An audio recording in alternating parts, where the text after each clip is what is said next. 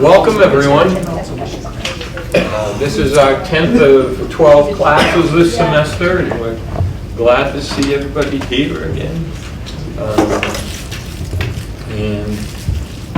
This class is being presented to us by Mackenzie, and Mackenzie's going to do another introduction in just a moment. I've known Mackenzie for quite a long time. She was born and raised right here in Fort Kent. Her mom and I were colleagues at Fort Kent Elementary School for many years. So it wasn't uncommon to run into her in the halls or the gym after school many late afternoons while awaiting for her mother. Besides teaching her, I also had the privilege of coaching her in both basketball and softball during her middle school years. She excelled at all three. Her upbringing provided her with some quality attributes that have served her well, not only on the fields and courts, but also in her jobs and raising her family. She was always respectful. She worked hard. She loved to learn new things, and she wanted to lead. She graduated from Fort Kent Community High School and then the University of Maine at Presque Isle with a BS degree.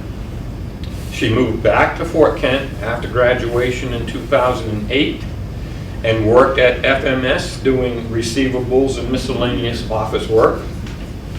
Mackenzie established her first business in retail and sales in 2010. She started at Key Bank in 2014, held multiple roles in her 9 years at Key Bank, allowing her to develop and grow in different capacities.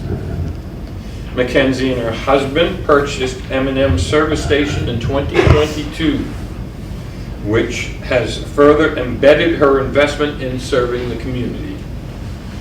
She is certified in Key for Women, helping women grow their business and network with other communities. Working at Key Bank has given Mackenzie the opportunity to focus on her passion for serving the community in which she lives and works. She has been on the Greater Area Fort Kent Chamber for 6 years and currently serves on the UMFK Board of Visitors. Mackenzie has provided numerous banking education classes to groups in need at the university and intends to continue offering financial education and empowerment within the community in the years to come. So I'll turn this over to Mackenzie. So to get started, I'm going to introduce Callie. So whenever I heard the amount of students that were coming tonight, I got a little nervous, I'm not going to lie. I was like, okay, that's a lot for me to handle on my own. So I actually phoned a friend. So Callie is actually the Vice President Branch Manager in Caribou. She's actually been with Key Bank for about 8 years, also serving in different roles. We've grown together for quite some time in different areas. So I was extremely excited to have her come and join us tonight and help me out. She is a great resource, and I'm very grateful to her. I'm very, very grateful. I am not a teacher like my mother was, but I'm going to do the best I can. We're hoping for really like an open forum tonight. If you guys have questions, please ask, right? Like this is for you guys, so anything that you have, just come out and ask at any time. And if there's more information in something that you're looking for, ask that too, right? So we'll give you as much as we can. I would definitely say that we've seen the majority of what you can even think of with fraud being in the job that we're in on multiple levels, and it's really kind of heartbreaking at sometimes, right? So, pick our brains, get what you need from this class, and we'll go from there, okay? So, any questions to start? Okay. So, one thing about our our bank that we are working for, they actually develop workshops for us. So this is a workshop on identity theft. So we're going to go through a lot of different things. As you can see here, there's 4 big bullet points that we're going to hit upon tonight. And then we're going to kind of enroll some other stuff in the conversation as well too that we see on a personal level that we think is a little more fit for different groups. So when you guys think of identity theft and fraud, a lot of times people think of it in a very small capacity, and we want you guys to broaden that horizon and think of it on a larger scale, right? Like there's multiple types of fraud out there, and just being aware of it is like the first step of defense. So these are the bullet points that we're hoping to touch upon tonight, and we can go into it. So I'm going to start the class off with asking, is there anything out there that people would want to share? Is there an experience that you've heard of that you would be willing to talk about? So true or false? There's a victim of identity theft every 2 seconds. Right. You're more likely to have your identity stolen than your car stolen or your home burglarized. So yeah, you guys are right. These are both true. So better to understand how we put ourselves at risk, let's examine some differences between the 2 types of crimes. So identity fraud occurs when someone professional information is used to access money. Identity theft is when personal information is accessed even if it isn't for financial gain. So a lot of times in this situation, they gain information and they don't use it right off as well, right? So we've got to be conscious of that. So identity fraud and theft happen to anyone, but some people may be more at risk than others. So according to U.S. Government of Justice, men and women are equal targets, which they don't really care if it's a man or woman in this case. They don't really care who it is. Targets age 60 are increased of risk for identity theft as well. Households with the annual income of $75,000 are also a higher target.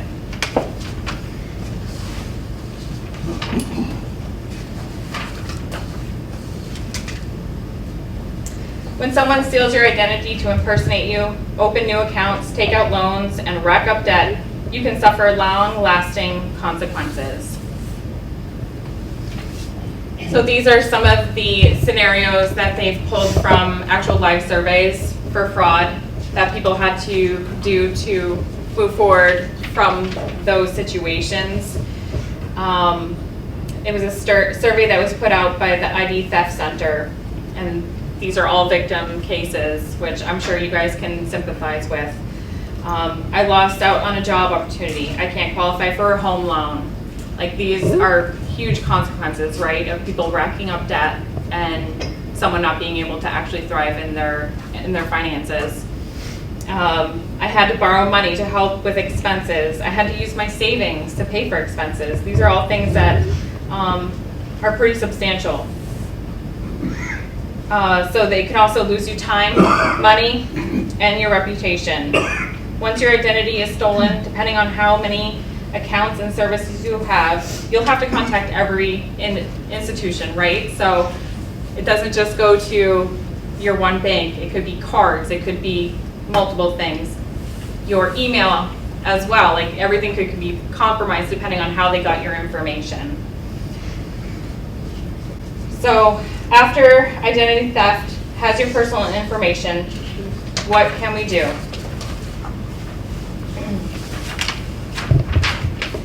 So how to identify thieves using your identity? Making transactions, opening new accounts, committing fraud, cyber crimes, getting prescriptions. We're going to get a little more into that as well too as we go through, and receiving medical treatment. So there's multiple different types of identity theft that we're going to get into. Some of you are probably like, get prescriptions, what would that do, right? But there's a ton of information, of your information on all your medical records as well too. So that's what I'm saying, like we're going to kind of branch out from your regular thoughts of identity theft, and we're going to kind of see where people are getting this information from, right? So, anything to add at this point, or? No, I mean, I think there's some really great scenarios. They're not great for the people involved, but really great examples that we can share too as we go throughout. One example, this client was very at risk for identity theft. I had one fairly recently, and there was malware on their computer. So they somehow, malware got installed on their computer and was tracking their passwords. So when they went to log into their KeyBank online banking, their password, their user ID was compromised. Their accounts were logged into, money was transferred from one account to another. And the next step, had they not gotten an alert from KeyBank, would have been a transfer to an external account to someone else. And then once it's gone, it's gone. Of course, KeyBank does work with our clients on fraud, but this client particularly had to take their computer to be serviced where they found the malware. It changed multiple passwords. We'll talk more about some of the other steps that they took, but they literally went through all of these steps to make sure that their identity wasn't stolen, and are just very diligent moving forward. Like I said, we've seen a lot of different scenarios as well too. So identity thieves may use your information to open accounts, open credit cards, different financial institutions, services such as cable, phone, utilities. These are all just some of the things that they'll tap into. They'll also do transactions on your existing accounts. This is more of your account takeover type of situation. And they use it to make purchases, rack up debt. In cases of identity theft, thieves may commit fraud using your personal information to engage in criminal activity. So if they're taking your information and going somewhere else and doing it, technically speaking, that's fraud, and that's in your name as well too. So that's also something you have to be aware of, right? If your medical identity is stolen, thieves may use to get prescriptions, visit medical professionals. We all know how expensive that can be and rack up really fast. Receive medical treatments. This type of theft has a financial cost, but can also affect your medical history as well too.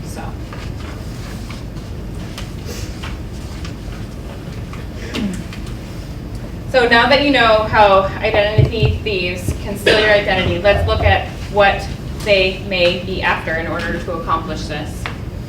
So I broke this down a little bit. I thought not everyone would be like, biographical data, what's that? Okay, so that is your lifestyle. Okay, so this I would more put with your social engineering that they would steal from. So what you're posting online, what you're posting on your social media, these are all really important information, and you would think this is not a big deal, right? But everything that you're posting could potentially be a password. It could be your hobbies. It could be anything out there that these people use different devices to create passwords, right? To get into your information as well too. So we're going to get into that. We talked a little bit about medical data, biometric data. That's more your physical characteristics. So thumbprints, your eyes, like what you look like, and then your financial data. That one's pretty self-explanatory. So these are all personal identifiable information. So this is what they're looking for. This is all the information that they're gathering on you. Like once they have a target, they're gathering it on you and creating a profile for you to start getting into your information, right? This is all very useful for them. So, so on page 3 of your participant guide, this is just a little activity to get everyone re-engaged. I know we're talking a lot, I'm sorry. But this is just for you to jot down some notes of what you think that, for you personally, this is not for us, for you personally that think that it would be out there, right? Like right now, if you were like, what information do I have out there? Could they get? Just kind of draw some notes for yourself that you think that they would be able to obtain right now on you guys. If they looked you up on Facebook or looked you up on I don't know what everyone has, like LinkedIn or whatever. Like what information do you think that is out there that they would be able to obtain right now? Like this is really, just take a couple minutes, jot a couple notes. While you guys are writing your notes, I'm gonna give an example. And it's a scary example and I apologize, but I'm like your truth here, okay? Who writes checks in this room? Okay. Can someone tell me what's on a check? Your account number. Your account number. Your signature. Your signature. Address. Your address. Sometimes your phone number. Phone number, routing number, where your bank is. Your bank is on that check, right? So that's just an example for you guys to help put some information down on there. So, you're saying don't write checks anymore? A big part of this class is going to educate you on how scary checks are and how much information is on there. And we'll provide some alternatives as well. Yeah. I always thought using a freaking card was even more worse, okay? Yeah. So debit cards, Debit cards, yeah. I'm going to like sidetrack a little bit just because I think this is really important. Absolutely. Debit cards directly connected to your account, yes? Yeah. It comes out automatically. Right, Checks are the same, it just takes a day to process. right. Right? So debit card's a little safer at this point in time with this scenario that we're talking about because it doesn't have your information on there. Okay, they can get the card, but we can block it. Most financial institutions will block it. We're going to get you a new card. We can shut it off immediately. We can shut it off immediately. The card number is not the same as your account number. Your PIN number is unknown to fraudsters. Yep. So we're going to get more into the check fraud as we go through, and at the end I'm actually going to provide everyone with a check fraud pamphlet to go through as well too. But it's a big thing. Like the new movement, even I would say in the past week, we've gotten updates to if we can help clients not write checks anymore, they're going to be a lot better off. Yeah. And checks are at an all-time low for usage and an all-time high for fraud. Should be the least preferred method of payment moving forward. Yeah. I've actually had a couple of clients who I never thought in the world would come to me and ask for a credit card. Well, Daigle Oil's not taking checks anymore, or Dead River's not taking checks anymore. They're cash or card only, right? So I've actually helped two gentlemen who I never thought would get a credit card because that's kind of the way businesses are moving. Well, they're seeing not fraud necessarily from you guys, but they're getting the checks on their end that are fraud. Bill pay is amazing. Why is it amazing? Because it's not your account number on these checks. Bill pay it comes directly out of your account. The bank makes the check for you with its own account number and ships it off. Doesn't even have your address on there. It's KeyBank's account number that's Or used whoever. for bill pay. And best thing, you don't have postage. Stamps are how much today? Almost a dollar. Yeah. Right? Yeah. So no postage, no envelopes, no wait time. Some of these payments go electronically instead of by check. Yep. So it's a lot quicker, and you don't have to wait for someone to cash the check out of your account, so you don't have that outstanding check. It's out instantly. It comes out instantly, and then you can actually see when it was cashed too. Yeah. So it gets updated in there the date that it was cashed. So it's a really neat way that you can also protect yourself if you're into online banking. For sure. Yeah. Is that called auto pay, No, this is bill pay. bill pay? Yeah, so most banks at this point in time offer it. And I'm speaking for us specifically, like, I know KeyBank goes, like, you create the check, it goes into a KeyBank account and then it gets sent.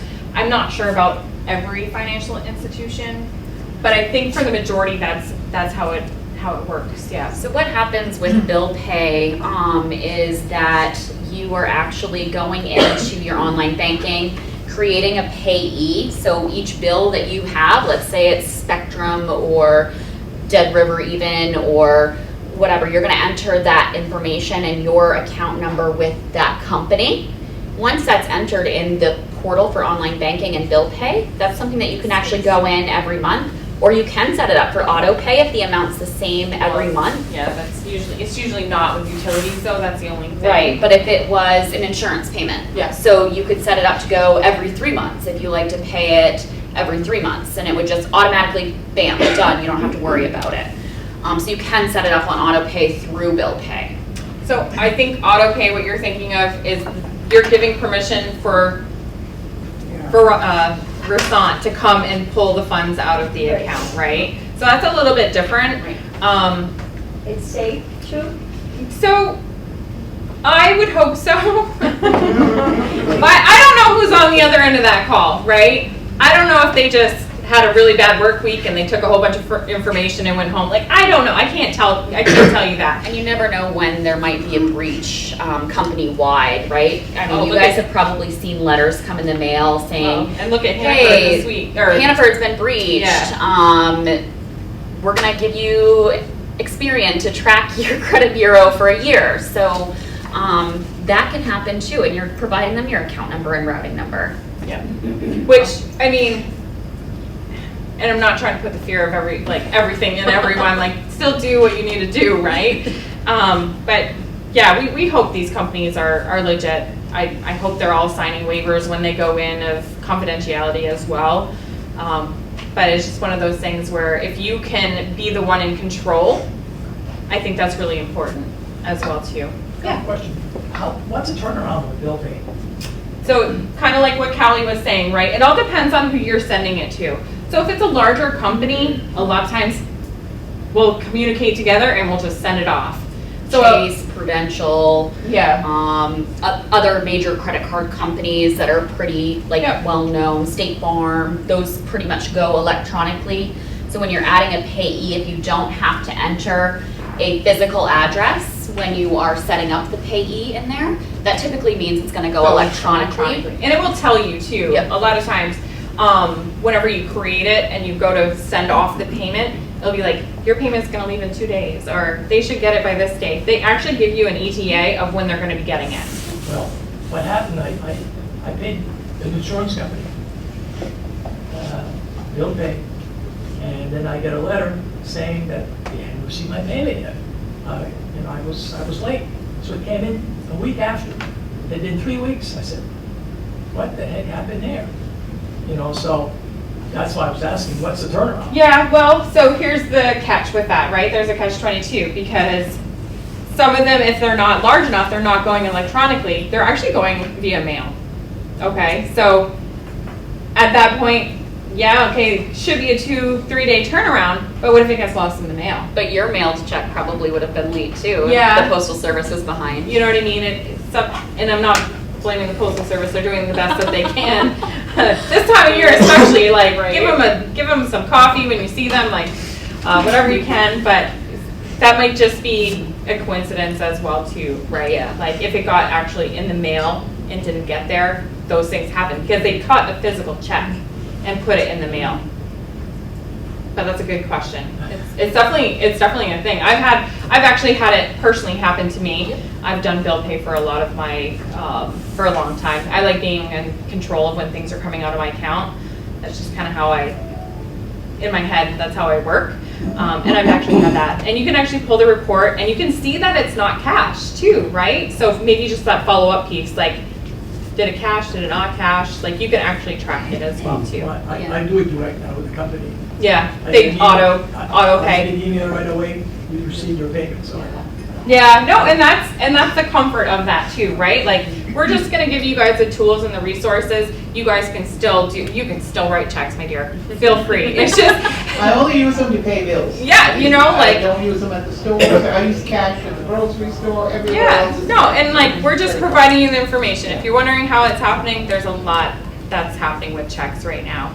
And I'll be super honest, we're still in a very small community where we can probably still get away with a lot of that, right?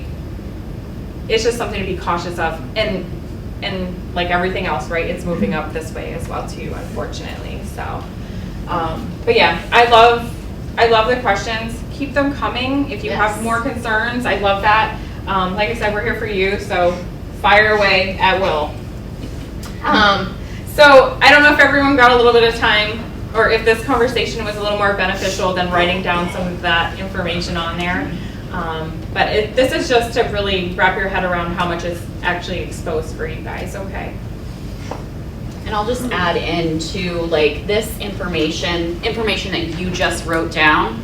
If you're doing online banking, how many pieces of those information were in your security questions for your online banking?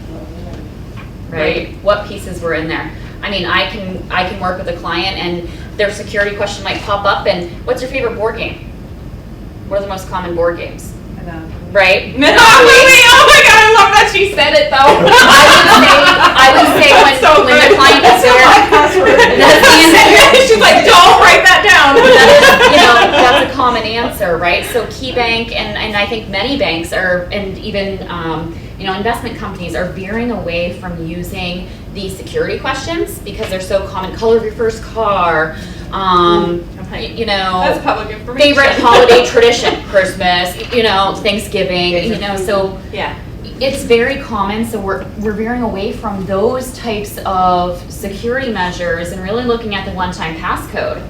So not having your phone when you come into the bank now can sometimes be a problem if we're looking to verify your identity. If you're trying to log in online to certain portals, making sure that you have access to your phone so that when they call you with this PIN number, you're not running halfway across the house to get your phone. You have Like, it oh, there that's so my you phone can- number. Like, well, Well, It's so all it's important that you have access so that you can get your one-time passcodes because that's really the way of authentication now. yeah, they're rolling that way a lot too. And I'll be honest, like when I first started putting like my security questions in, I might have used pizza for everything, okay? Like, I'm like, where did you grow up? Pizza. Like, it's just, but how easy is that for someone to get into, right? Like, it's just, they're trying to just make things more difficult and growing as they're getting smarter. So, biographical data, name, workplace, country, town, city of residence, family relationships such as children. I can't even tell you how many of my clients have their children or their grandchildren's names in their passwords. It's just one of these things, but these are all really, really things that they can get, right? So how easy is it for someone to go on Facebook and be like, oh, I don't remember what so-and-so's name is. You pull it up and it's right there. Like, it's just one of those things, right? So medical data, medical records, online medicine orders, prescription, hospital visits, and so on. Face recognition for the biometric, eyes, voice, fingerprints, and financial data, mobile payments, banking used, credit card information.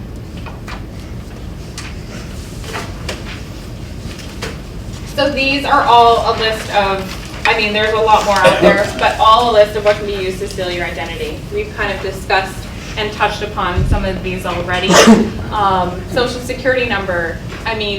Who hasn't given their social security number out to someone?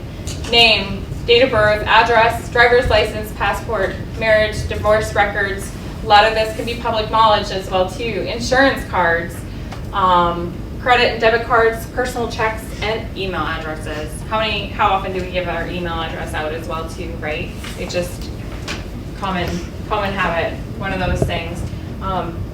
It's not a bad idea to have more than one email address, one you give out, one for your personal self as well too. So many people don't realize how much of their information is actually out there. I tell that to people all the time. They're like, wow, what about this? And I'm like, it's one of those things, it's almost public knowledge as well too. Like anything that you've mortgaged, if you filed it, it goes to the state. Like there's so much information that they can pull from as well. So just kind of being aware of that. And then using the social engineering tools is a huge part of where they get stuff. Social media, they can even guess your passwords or your answers to your security questions by what you put out there. So yeah. So this one's, I know it looks silly, but there's different methods for identity theft. Many different kinds of information that thieves can get. And I know I said before, they might not always use it right off. So that is something to be aware of as well. Like, I may have clicked on this a month ago. They might actually not even attempt anything until 2 months later. Like, they're extremely savvy, right? Because, I don't know, I'm gonna watch my stuff for a while, and then you get relaxed and you put your guards down, and then that's usually when stuff tends to happen. They usually start small, so you don't notice it as well too, and then develop into larger transactions. So, important information such as your social security number, driver's license, passport, credit reports, we kind of went all through that. How do I identify thieves, getting a hold of your personal identification information. Let's look at some typical methods. So this one I don't think happens a lot around here. Obviously, we're not in a city. They're not going to be picking up your purse and moving on from there. Dumpster diving, it's a legit thing. Unfortunately, your papers, information you throw away, different things, everything is out there, right? Think of how many mailings that you actually get that you just kind of disregard and go from there. God, there's even offers that come through the mail, right? With a lot of your information on there. So shoulder surfing, that's a little bit closer. I always get a little eerie when I'm like in Bangor at Target and I'm like punching in my code while trying to block out the person behind me because everyone's so close, right? Everyone's just trying to get through the line. But what if that person behind you is actually watching and they do get a hold of your information? So mail fraud, this is where that check conversation comes back up again. That mail fraud is really where, what if that information was actually taken in the mail, right? What if that bill pay was actually, someone took that from the mail? That's why it never got there, right? So you're safe because none of your information was on there. Only maybe your policy number might have been on there or something like that, wherever you were sending it. But a lot of fraud actually comes from mailings and it being taken from the mail.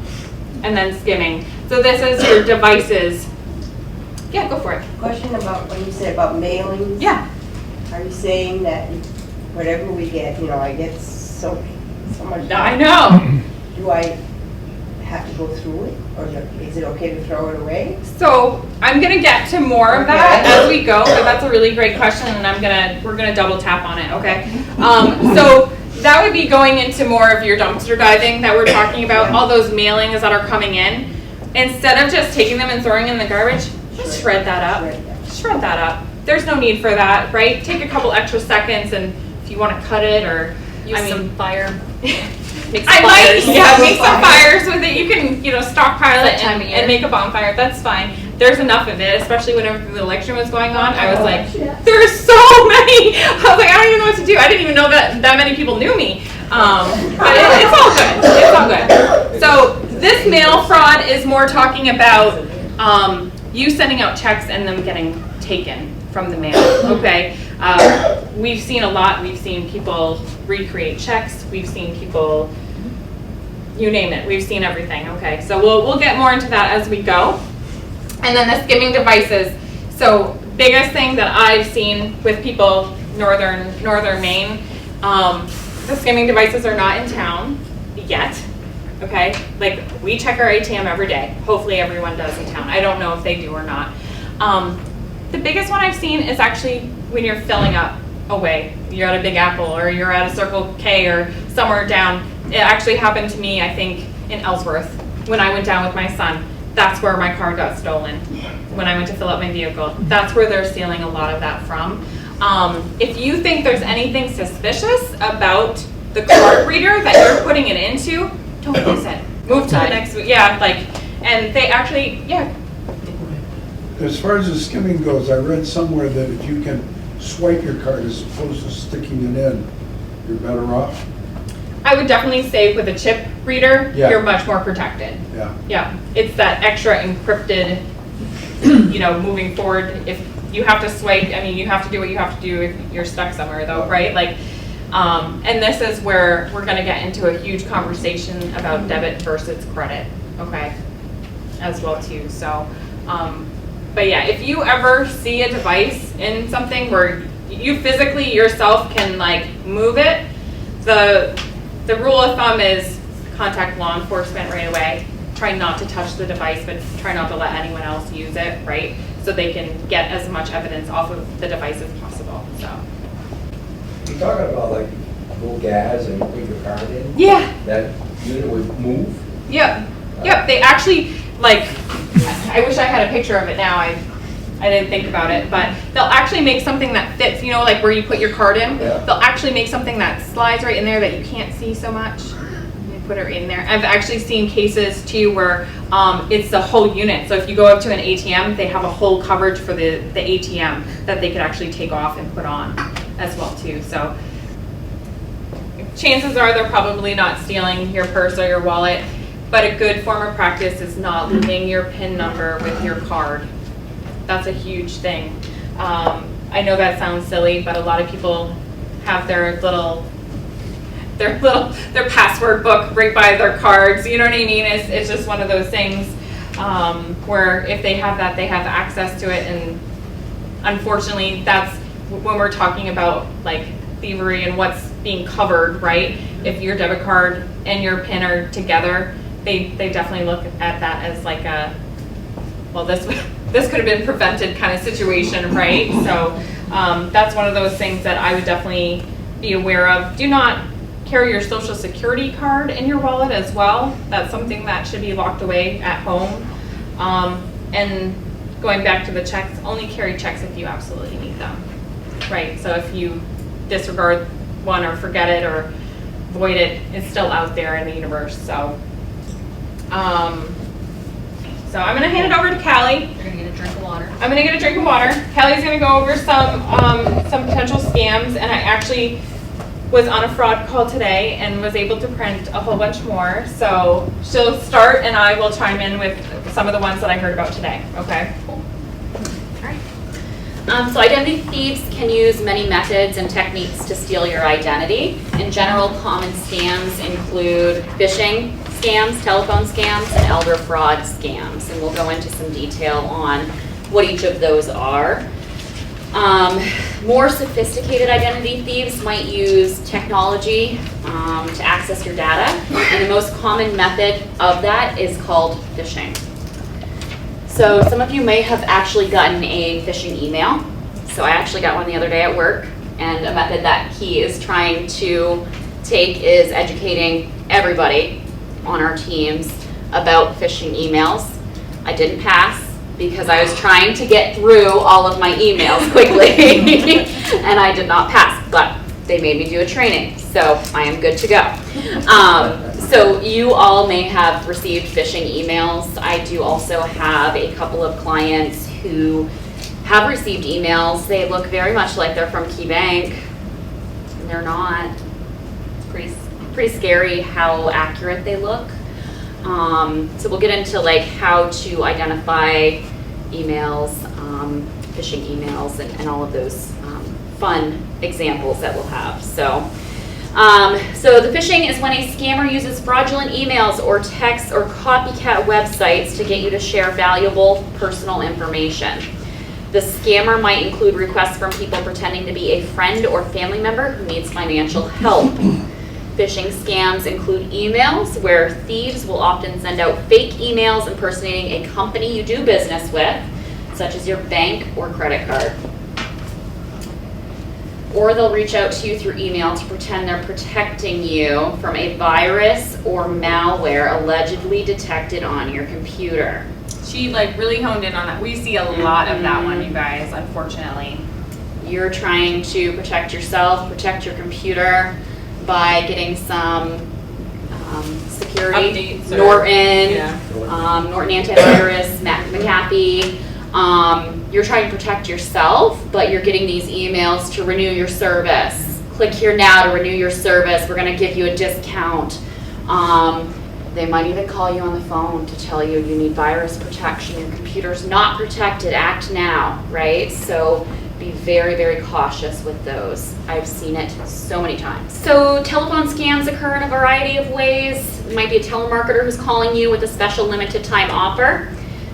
Someone who impersonates government officials, banks, credit card companies. I actually had a client who was called and he was told that he didn't appear to court, so he's being subpoenaed, and basically if he did not pay now, then they were going to arrest him. So elder fraud scams are also common. These scams can range from Medicare and health insurance scams, funeral and cemetery scams, power of attorney scams, and more. So now that we know how thieves gain access to data, let's look at the inner workings of some common scams. Remember, these are just some more of the common scams that are out there. It's definitely not a list of all of them. So phishing, again, we talked about that a little bit. It's a scam where the thief pretends to be a legitimate company, tries to collect your personal information. Whenever you receive an email or text message asking you to click on the link to reset your password, update your credit card information, or enter your social or other personal information, there are a few steps you can take to ensure the email is authentic. Okay? So be on the lookout for some of these things. In the case of emails, check the email address it was sent from. Does it match the email address used by the company or bank it's supposedly from?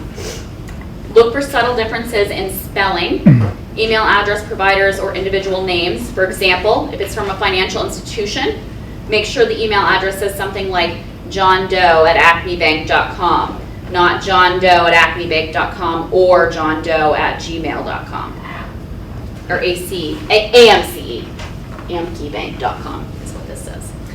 Check the language used in the greeting. How is the message addressed to you? For example, is the email from a trusted financial institution? It would be more likely to address you by your name and not dear member or valued client. Check the language of the rest of the message. Is the language what you would expect from the sender, or is it overly formal, threatening, or too general? Is the message itself written poorly? Are there spelling errors, grammatical mistakes? That annoys me, I'm a grammar freak. Well, and that's a huge tell, like a It huge is. tell, because a lot of times people that are writing these, their first language is not English. So that's like a big tell. Absolutely. Is the person asking for something unusual? This could be for your social security number, bank account number, or they could be asking for a large sum of money to be wired or wanting to share a large lottery financial windfall. Usually the request will be time sensitive or urgent, according to the sender. So click here now to claim your winnings, or else it's gone in 2 hours. I don't know. Something like that. Check before you click to open any attachment. Before you click on any links, ask yourself if you were expecting any attachments from the sender. Examine the link name and the file extension carefully, as it could contain malware. That could be how one of my clients got malware on their computer. They could have opened an email attachment. Not really sure how it got there, but again, they're taking steps to protect themselves now. If there is any doubt about the legitimacy of the email, do not open the attachments. If you have any doubt, contact your financial institution directly to ask about the possible phishing email. Taking this time can prevent a lot of future pain for you and others. So, for example, we have clients so we do outsource some of our collections calls, for example. So the collection call may be from someone, you don't recognize the number. They might be calling the Philippines. We do have some who work out of the Philippines. They might sound like foreign language. You might not want to give them the last four of your social. You might not want to, which you probably shouldn't, but you might not want to comply to their requests. Time out. So participant guides, if we could please, page 4, there's a common identity theft scams. All right, so I'm gonna read over this phone conversation, and then we'll look for some red flags. So, hello, Mrs. James. You are the lucky winner of the $1 million lottery. Congratulations. All you need to do is verify your identity with your social security number and provide us with details of your bank account where we can wire you the money. I'm not supposed to tell you this, but if you act now, we should be able to waive all the taxes on the amount. I have all the paperwork with me right here. Let's start with your social security number. Yeah. Okay, so, anybody want to comment on this? Like, big no-no? Take a dive. All of it. All of the above? You're like, oh, Yeah. click, we're not talking to them. or we didn't answer their phone call to begin with, right? Good practice, I love that. I'm The lottery- taking that away from this class. And that too, the lottery never calls you to wire your money, your winnings to your account. They send you a check. Did you even play the lottery? That's I a good didn't. question, No, right? I Like, didn't. I know I didn't win because I didn't go buy a ticket. Right? I mean, another scam too, not just on the phone. You know, if you take this check and deposit it and then send this amount to this address, we'll let you keep the rest. That's not a good one. So no one is ever gonna call you to buy gift cards for someone else. Nope. That's a huge scam going on right now too, just so you know.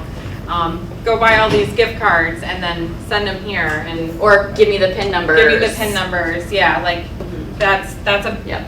I've seen actually that one recently too. So These scammers really in this type of scenario are calling up the victims, trying to collect personal information, financial information, using a pretext such as you're winning a prize.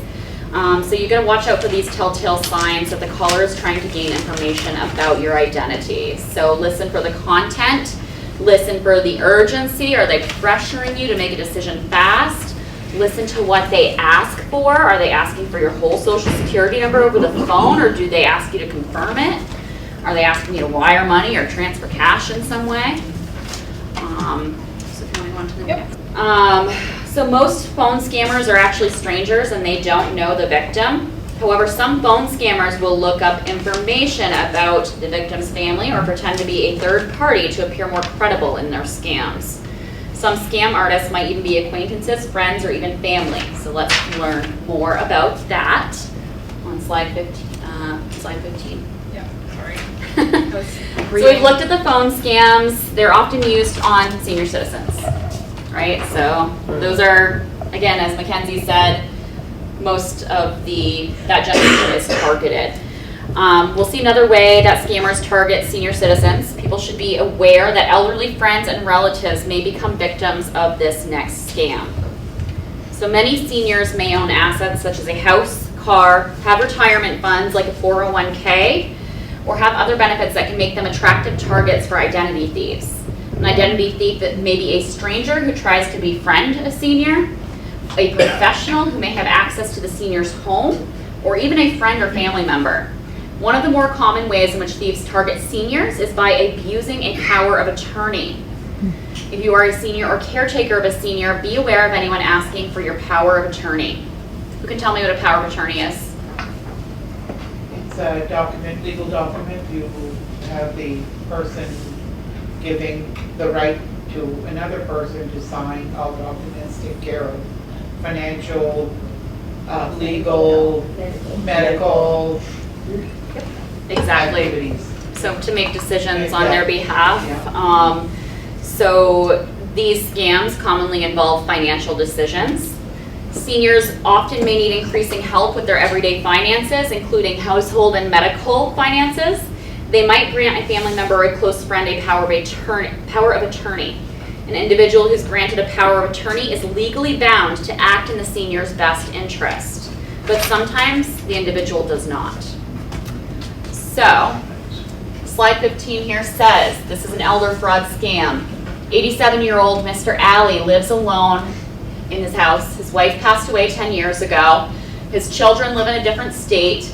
He recently met a young man called Samir who said he was Mr. Alley's long-lost nephew. Samir moved into Mr. Alley's house and helped him with his daily chores. Mr. Alley was so grateful he agreed to give Samir power of attorney so he could manage the household finances. Nice. Red flags, anyone? All over the place. So Mr. Alley had never met Samir, who was his long-lost nephew, right? And never asked for proof of that relationship either. And then Samir really quickly moved into the house. Questionable behavior right there. And then the power of attorney, he's really giving away his financial rights in his house, really. So, next slide, please. So if you guys can go to page 5 in your participant guide, please. We're going to do an elder fraud power of attorney activity.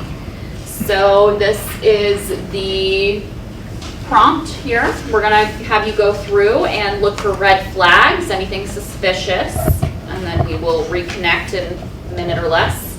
Okay. All right, what do we have? Who has some red flags? Oh, it's just like every sentence. Yeah, Mrs. Garcia is really sad, so that's a red flag. What else do we have? Angela's new car, Remodeling and Things missing. mending. things missing, perfect. You know, this is pretty sad, but this happens all the time. It does? And Even people you trust in your own family. so I was gonna bring that up a little bit on the last slide, and I was like, God, I feel like I stunned them enough tonight, right? Like But staring. I'm actually really happy that you said that too, because we are actually trained for elder abuse as well. We see it all the time. And a lot of times, it's not a long-last nephew, right? It is someone very close and someone very personal to that person. And it's our jobs and our position to have great relationship with our clients and understand what their wants and what their needs are, right? So all of a sudden, I'm just gonna say John Doe, right? All of a sudden, all his activities have changed. Someone's coming to take out money for him. That's a red flag for me right off the bat, right? Like, I'm gonna call John Doe. I wanna see how he's doing. Is he really not able to come in? Like, that's that next level of protection that you should be getting from your bank as well too, right? I mean, we try to know our clients personally enough where if something's out of the norm, I'm gonna pick up the phone and I'm gonna be like, hey, how's it going, right? Like, this is not normal, just wanna check in. Yeah. We have people that call from the hospital. So-and-so's in the hospital. So-and-so's in the hospital, like, it's just one of these things, right? We wanna take that extra step and protect people and call, and like, Great, what room number are they in? Yeah, let me call you back, like, no, and I've done that before, I'm like, let me go get I'm your like, signature. let me call you back. What hospital are you at? Like, no, it's taking that extra step, right? Especially if it's out of the norm. So, yeah, they might have a long lost cousin, but it might actually be their son or their daughter or, you know, whoever. You know what I mean? So it's really getting in a position where you're comfortable with whoever you're banking with to make them aware of those situations as well too. Like, we can put notes on accounts as well, right? Like, you want to be proactive with that. Like, hey, so-and-so, I'm adding him as POA, but I'm fine. Like, this is just a precaution, right? Like, that's a good communication to have, for sure. So knowing how to spot a scam is really an important skill. On page 8 of your participant guide, we did give you some resources. So identitytheft.gov actually has more details about scams and red flags. So at least you can refer back to that website on scams and red flags. I think I'm supposed to pass these out too, right? So I think for the purpose of this class, I'm gonna just like briefly go over this. I think we've covered a lot more information, more engaged on what you guys are looking for, right? If you want me to go more into this, I can. We talked about the medical identity theft already. Child identity theft, unfortunately, it is something that we do see. And I'm gonna be honest, and I'm gonna be the truth factor, and this guy's calling me out all the time on this. Half of the time it's their parents, unfortunately, right? It's not actually their identity getting stolen. It is people opening accounts in their children's names so they can get credit. Because they've ruined their own. Because they've ruined their own, right? So I'm not gonna get like so up into this, right? I just think it's really, we're broadening that horizon of like, there's a lot of theft out there, and this is some of them, you guys. Do you want me to grab those two while we go around? Yeah, you might as well. We're gonna pass out, I know Callie talked about a little bit of resources as well. We're gonna pass out some more information. One of them is actually gonna be on check fraud to go through as well. Like, we're gonna go into more information as well, but I think this is a great resource as well too. There's links as well on there for everyone to get into. So I'm not gonna get too much into these ones. We kind of talked about it.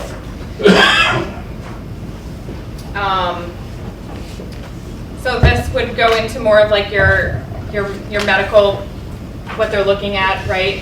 IRS reports, that's where they're getting the social security numbers. we kind of like touched upon a lot of this stuff already. Unless anyone has really any big questions about this, this is more of the red flags that we're looking at. IRS is not calling you, you know. If you freeze your cards, okay, your credit Yeah. cards, does that protect you from most things? So there's a couple different layers that you can do, okay? So, and I'm gonna get more into it, but I'm gonna jump right into it because I think this is more based on this group, more information. You can block cards. Like, I don't know where everyone obviously banks, but you can actually block them yourself. You can call and block them. That's like that first level of like, oh, I think I lost my card. Or, oh, I think this was not me. Like, I don't remember doing this charge, right? That's where you would go in and block those. Other layers of protection is actually calling the credit bureaus and putting a freeze. So that would be like the hard one, right? A lot more people are doing that now, especially people that don't need to be tapping into your credit. So at the point you're like, I don't need any more credit, what can I do? You can actually call all 3 credit bureaus and freeze your credit as well too. If you do end up going to get more credit, the only thing is they provide you a PIN number, don't lose it. Because it's a They real, don't do that anymore. they don't give the PIN number anymore? No, you gotta, because I went to get another credit card and I had to Okay. unfreeze my account. Yeah. And I spent about 5 minutes on the phone asking about 20 questions. Okay. But they no longer use the PIN numbers. So they just go in and unfreeze it, Yeah, well, you have to answer the 20, I mean, the 20 questions? I was at the bank, it took me 10 minutes sitting there talking to the guy on the phone in the- about the questions. In the past, they would give us the PIN number and we would actually provide it to the credit bureaus that we were pulling from. Oh, okay. Well, I did get credit, when I initially froze years ago, I did get a PIN number, Yeah. but then they said the PIN numbers were no longer used. No longer valid. Yeah. Callie, did you know that? They're not doing a PIN number with the frozen credit bureaus now? I haven't experienced that. Me neither. But I It's do good information. know that it's harder to do it like online than it is if you call in because they're asking some pretty Right. intense questions. Like, Pretty in intense. 2011, did you have an account with TD Bank and what was the minimum payment on that car loan?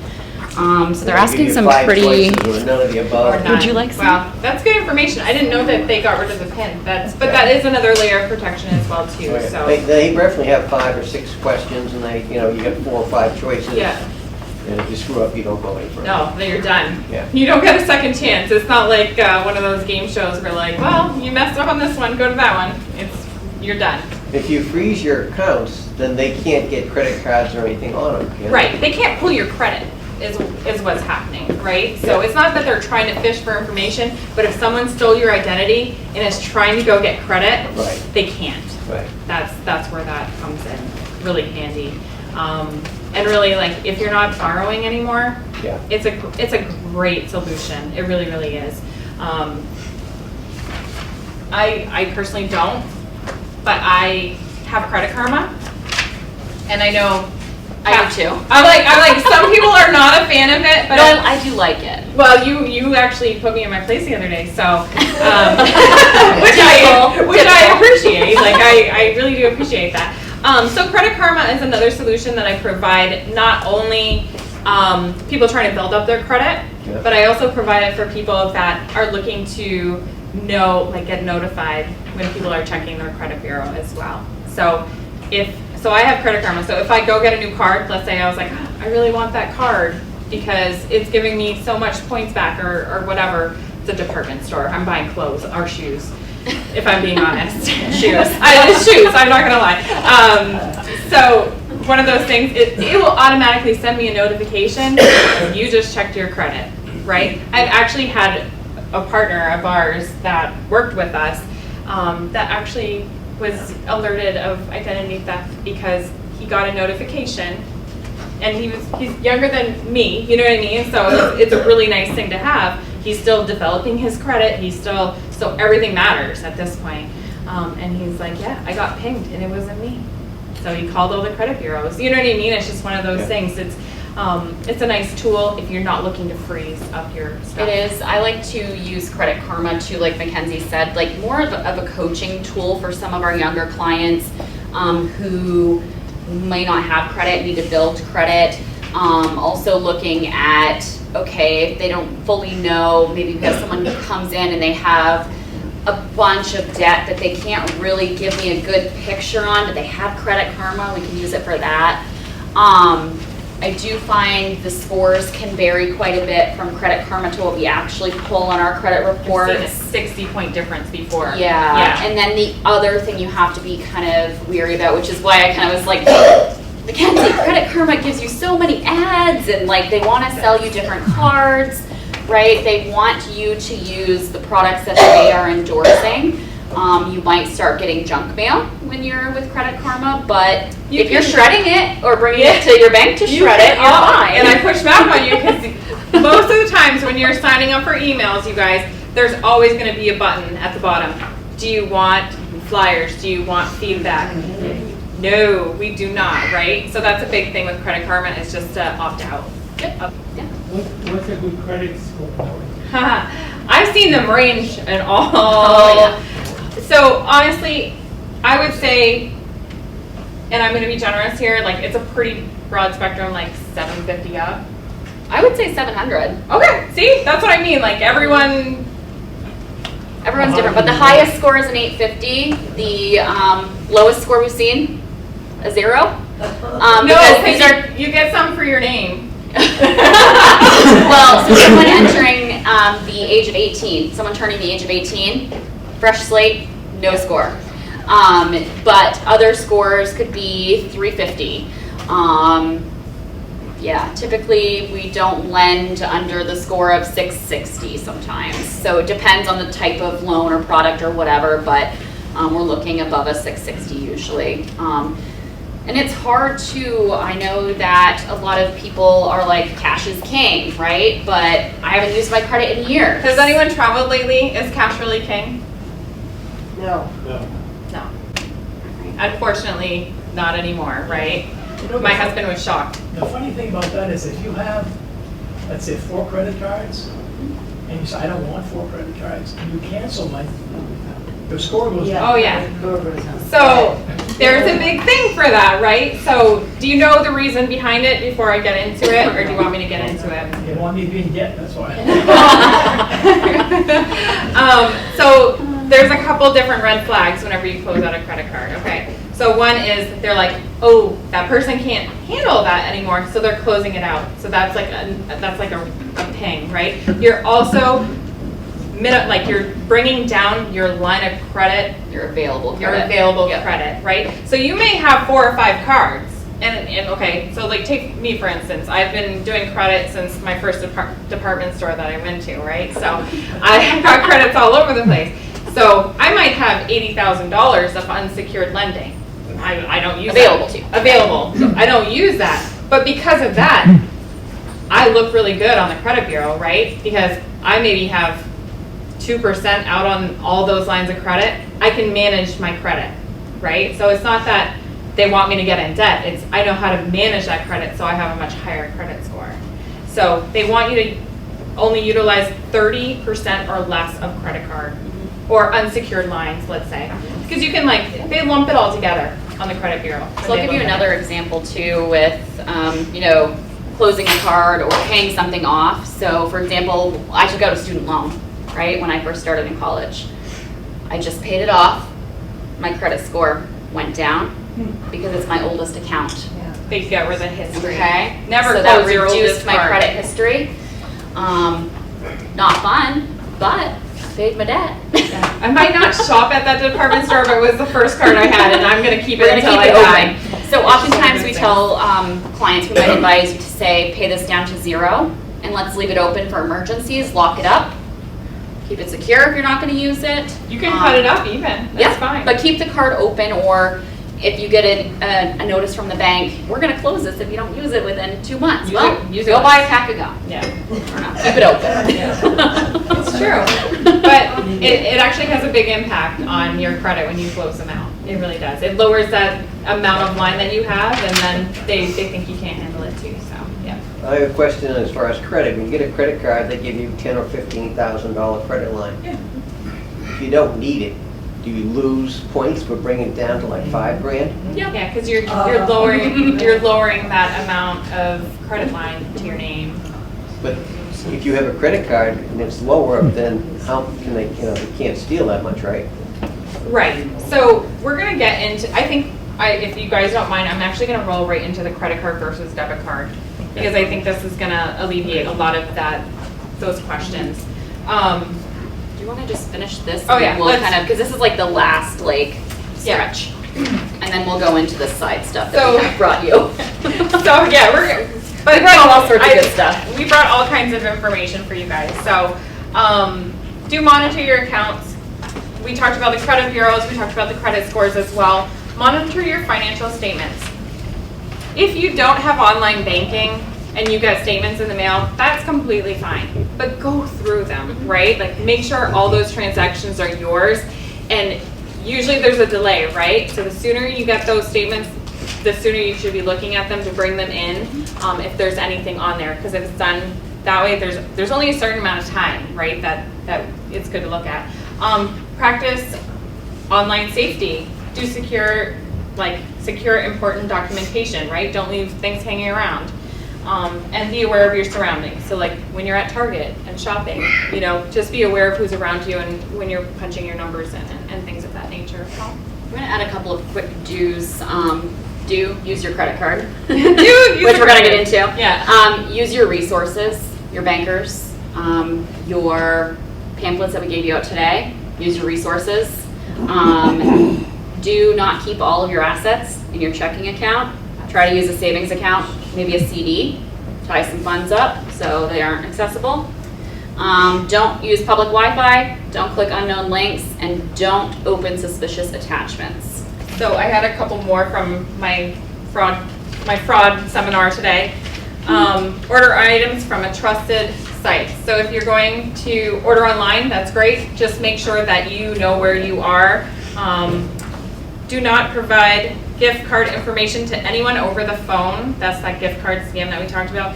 Be cautious before scanning any QR codes, which we brought up earlier.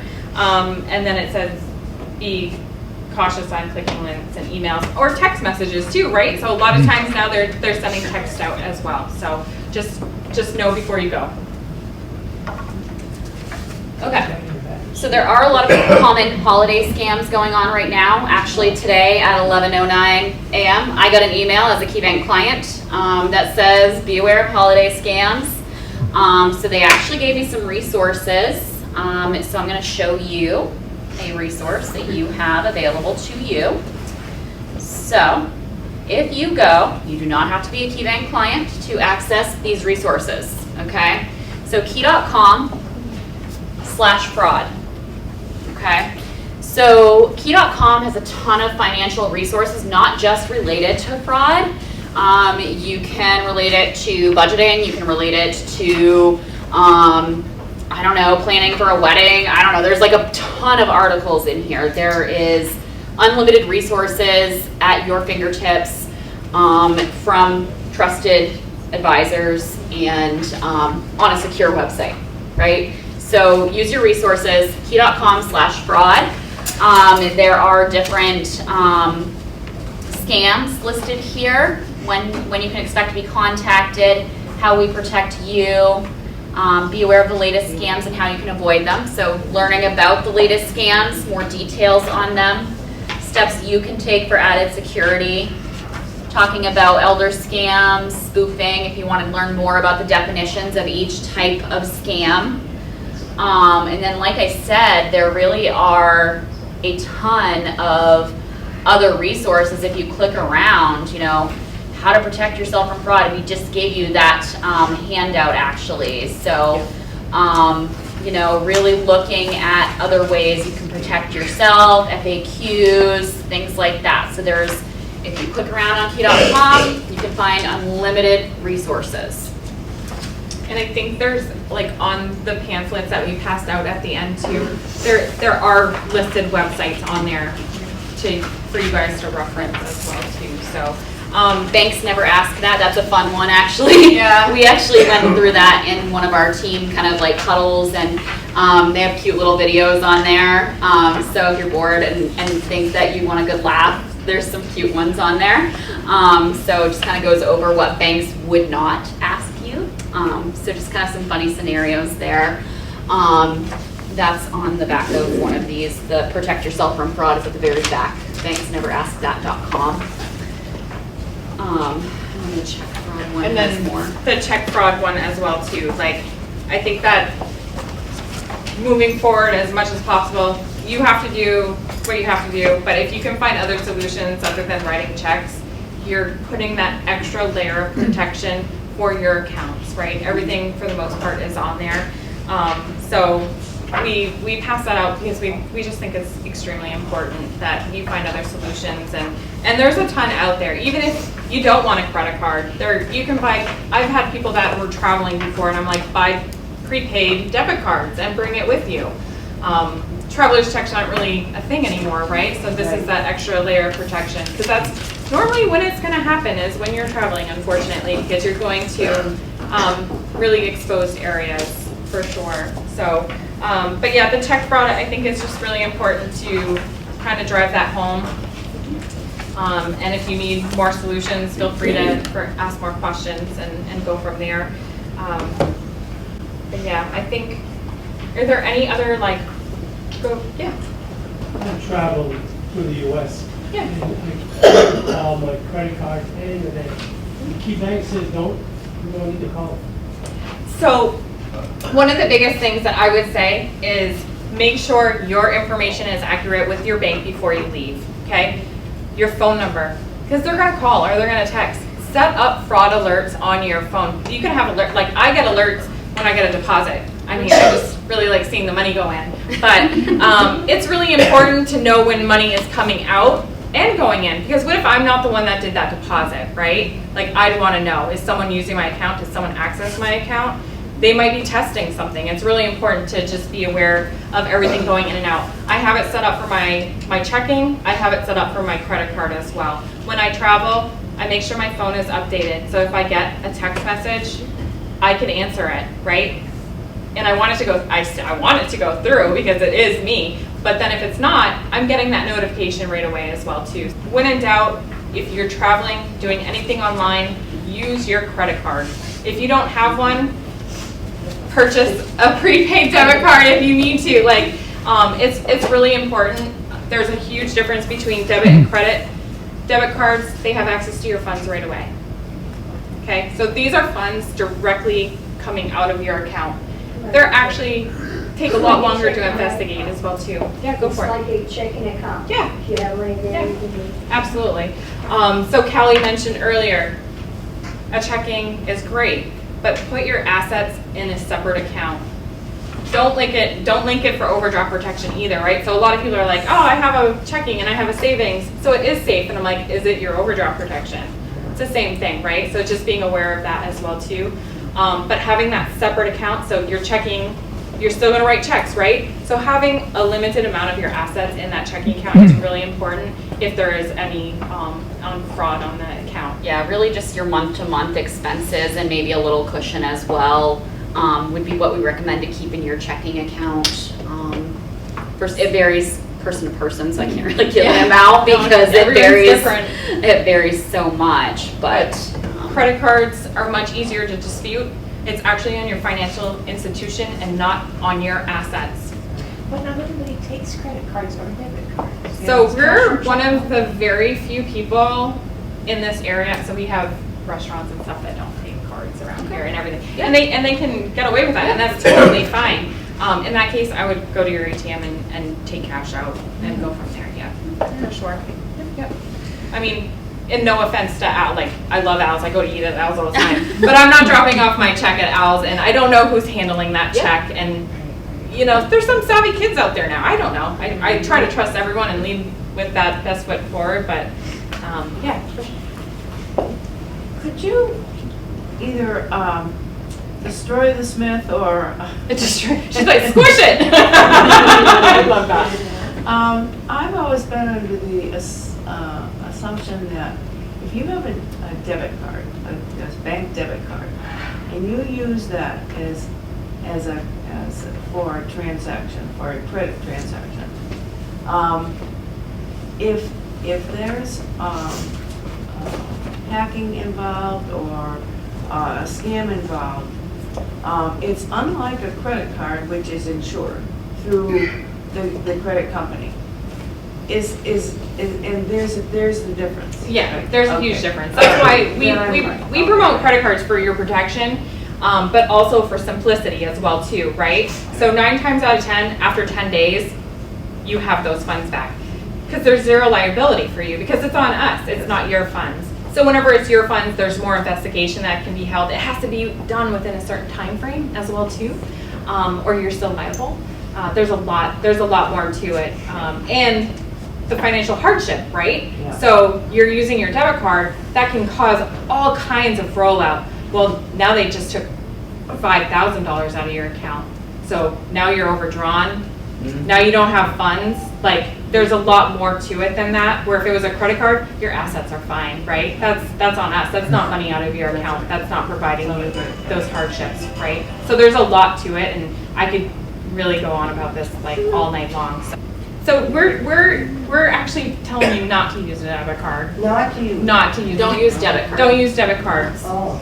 Debit cards are directly linked to your checking account. So the only time I use my debit card is at the ATM, or Okay. when I'm walking into the bank and they don't know me, they can use the debit card to authenticate who I am, Right, that's. okay? Yeah, that's a big thing. So, Yeah. you know, all of the other times I'm tapping my credit card, I'm swiping or inserting my credit card. Hopefully you guys feel a little more confident in the situation, and if there's anything else, I didn't bring any business cards, but I think everyone knows where to find us at this point. So. Well, before we go, I'd like to say that my wife handles the bulk of our finances, and me being a teacher, I'd have to give her a grade of an A right now. Nice! Oh, that is good! Woohoo! I think she might even get an A plus after what she gained here tonight from you folks. So, and I have one question, and this is a test for all of you, and that's This how is a many of teacher. you found out information tonight that you feel better prepares you to deal with identity theft. Please raise your hand if you did, and that's a testament. Yeah, good. Well, is great. and I'm gonna circle back here and be like, if there's one person doing the finances in your house, you should be aware of what's going on as well too. So we deal a lot with individual owners, and it's amazing how much other people don't know when they get into it if something would ever happen. She's to you. teaching me all the Good. time. Now I feel better leaving. She was even nodding at me during the class tonight. Yeah, she's like, take notes. Good, I'm glad. That's good. So, yeah, the only other thing I had were a couple things, I guess. With all of you, I have just a little list down here, and I'm going Homework. to put it outside here. If anybody has an idea for a class that you're looking for, please jot it down. That will get you an A+ tonight. Oh. Do that. Well, I'd like to just first of all thank these two young ladies for coming. Especially Kylie, because she has to still drive home. Oh. And our You can stay with next and last two classes, on Tuesday, December 3, we have a class called Cutting the Cord, and we're really getting into the technology stuff here a little bit. And it's about canceling cable and satellite services and watching television online, as well as options to allow you to get rid of your landlines. And this class will provide you the options as well as the tools to help you decide when to cut the cord. And this is put on by the National Digital Equity Group, one of their instructors. The last class is on December 10. They're both right here in this area, maybe across the hall or here. And it's, again, identifying fraud and scams, and learn about different types of internet fraud and scams, the do's and don'ts of protecting yourself online, and what to do if you experience online fraud or abuse. So I think it will build off of what we've got tonight for sure. Just one more scenario, I had a client who did go digital with her streaming services, but wasn't reviewing her financial data each month. She came in and we filed 3 months worth of Hulu disputes because she had Hulu charging her twice, $95 times 2. Innocent though, like, but Yeah, 2 Nonetheless. Hulu charges each month. Yeah, a lot of money, $380 something on out her checking account. ouch. Thank you all for coming tonight. Take Really some appreciate candy it. on the way out, please. Take all of it. Get sugared up before bed. Yeah, take the candy, please, please, please. Thank you guys so much. You were great audience, great students. Yes, thank you for the participation.